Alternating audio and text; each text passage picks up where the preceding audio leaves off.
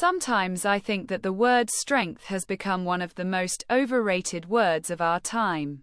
We've grown so used to keeping a straight face, holding ourselves together, hiding our exhaustion, never giving up, never crying, never asking for help, that we often forget, strength isn't about always standing tall, it's about allowing yourself to bend. We live in a culture of relentless self-control, where weakness is treated like a system error, something to fix, disguise, or edit out. We learn to smile when we want silence, to say I'm fine when everything inside is breaking apart, and to keep running even after we've lost our breath. But no one ever said that being human means being unbreakable. It seems to me that the real breakdown doesn't happen when we get tired. It begins when we stop allowing ourselves to be tired.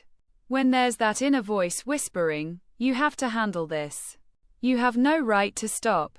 That voice has been echoing since childhood, from parents, teachers, the culture of achievement, and eventually, we start repeating it ourselves. No longer needing anyone to push us. We become our own wardens, demanding the impossible, afraid to admit that things are heavy, that we're struggling, that we can't carry it all alone. Because deep down, we're afraid that if we show weakness, we'll lose love, respect, safety. But life is not a marathon of strength. It's not an endurance test. Life is movement. A rhythm that includes both rising and falling, because one cannot exist without the other. Like inhaling and exhaling, light and shadow, day and night. If you are strong all the time, it's like trying to live by breathing in endlessly. Eventually, you suffocate. I've often wondered why we fear weakness so much. Perhaps because it makes us vulnerable. When you're weak, you're open. And when you're open, you can be hurt. But it's only through that openness that life can actually enter. Light only gets in through the cracks. True connection only happens when we take the armor off. Walls may protect us, yes, but they also isolate us. You can survive behind them, but you can't really live. We often mistake endurance for strength. We think strong means unbreakable. But real strength is honesty. The courage to say, "It hurts," or "I can't," or "I'm afraid." That kind of honesty demands more bravery than any polished smile or stoic performance. Because admitting your pain brings you back to yourself, to the raw, breathing, feeling human being underneath all the masks and achievements. We live in a world obsessed with performance. We're trained to be productive, efficient, effective, even with our emotions. We analyze, manage, and optimize our feelings. We fear the chaos of being human because it can't be controlled. Yet it's in that chaos that truth lives. When you allow yourself to be weak, you stop performing. You stop fitting yourself into someone else's expectations. And in that moment, you finally start to breathe freely. Weakness is not a malfunction. It's part of the balance. Just as night needs day, vulnerability completes strength. Without it, we become rigid, cold, disconnected. Look at a tree in the wind. It doesn't break because it knows how to bend. Its flexibility is its strength.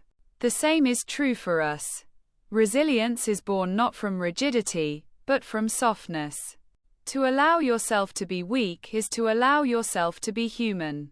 We've spent so long trying to be superhuman that we've forgotten what it feels like to be simply human, imperfect, tired, sometimes lost, but alive. Weakness gives birth to compassion. Only someone who has been on their knees truly understands another's pain. Weakness brings us closer. Strong people are often lonely, trapped behind their invincible facades. But the moment you allow yourself to be real, you begin to attract others who are also tired of pretending. There's something sacred in that. Being seen, not for what you do, but for who you are. I've come to believe that strength without softness turns into violence. Against yourself, against others, against life itself. But softness without strength dissolves. We need both. To hold them together, that's the art. To be strong enough to carry on, but gentle enough to let go. To know when to push forward and when to rest. To be strong is to know when to lean. To be weak is to trust that you'll be caught. To allow weakness, you must stop judging yourself. We've been conditioned to divide our states into good and bad. We think sadness is wrong, apathy is weakness, fear is failure. But emotions are not enemies, they're messengers. Each one is a language life uses to talk to us. When you stop resisting them, they become teachers instead of threats. Sometimes weakness is simply a signal, a quiet whisper, pause. Not because you've failed, but because you need to breathe. The world won't collapse if you put it down for a while. Your worth doesn't disappear if you rest. True strength doesn't fade when you lay down your armor, it returns. We try so hard to be in shape, emotionally, mentally, professionally. But a human being is not a machine. We are living systems, cyclical, rhythmic, seasonal. There are bright days and gray ones. There are summers of joy and winters of stillness. And that's okay. You don't have to bloom in every season. To allow yourself to be weak is to recognize that you are alive, that you can't control everything, that sometimes you fall, lose, or fail. But that's what makes life real. Life doesn't demand constant readiness. It asks for honesty. When I finally allowed myself to not cope, I felt an odd kind of relief, as if it set down a weight I didn't even realize I'd been carrying. I realized I didn't have to be strong to be worthy. I didn't have to know everything to move forward. I didn't have to achieve to deserve love. I just had to exist. Weakness isn't the end, it's a beginning. It's the space where pretenses fall away, and you meet yourself again. It's the pause between efforts where real life begins to breathe. Maybe strength is simply the ability to be yourself under any circumstance. Not pretending, not performing, not proving. Just being.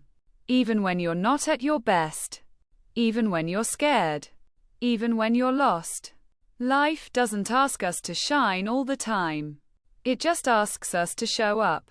Allowing yourself to be weak means returning to reality, to this exact moment. It means letting go of the endless battle to hold everything together. It means opening the windows and letting the air in. Because only then can you truly feel alive. We spend so much time thinking life is about achieving, but maybe it's about experiencing, about breathing, noticing, allowing, being. Weakness is not the enemy of that process, it's part of the path. It softens us, deepens us, makes us real. And perhaps, within it, lies our greatest source of strength. When you no longer want to be strong, you don't have to force yourself. You can simply allow yourself to be alive. Because being alive, that's the greatest strength of all.